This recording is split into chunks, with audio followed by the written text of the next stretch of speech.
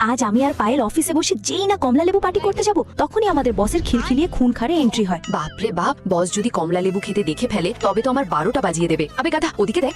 ধ্যাত্তেরি পায়েলের বাচ্চা, একটু আগে বলতে পারতিস না তুই? অঞ্জলি, টুপেপালা মিটিং এর ফাইলগুলো আমাকে দাও। জি স্যার। আমার মনে হলো বিপদ বুঝি কেটে গেল, কিন্তু আসল বিপদ তো তখন শুরু হলো যখন আমার মা টিফিন নিয়ে সরাসরি অফিসে এসে হাজির হলেন। হে উপরওয়ালা, মনে হচ্ছে আজ তুমি আমার কপালে শনি ডেকে এনেছো। আরে মা, তুমি এখানে কেন এসেছো?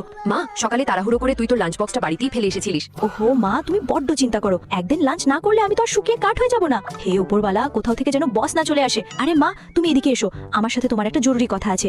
সালাম আন্টি। আরে লাকি বাবা, এবার তো গেলাম। আন্টি, আপনি আমাকে চেনেন? হ্যাঁ বাবা, তুমি আমার মেয়ের বয়ফ্রেন্ড। বাড়িতে তো ও সারাদিন শুধু তোমার কথাই বলতে থাকে।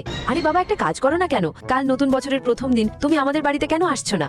আপনি কি সত্যিই চান আমি আসি? মার অফিস থেকে চলে যাবার পর তো এখন বলো, কি ছিল এইসব? আমাকে মাফ করে দিন স্যার, এতে আমার কোনো দোষ নেই। বাড়ির লোক আমার উপর বিয়ের জন্য এত চাপ দিচ্ছিল যে আমাকে বাধ্য হয়ে আপনাকে বলির পাঠা বানাতে হলো।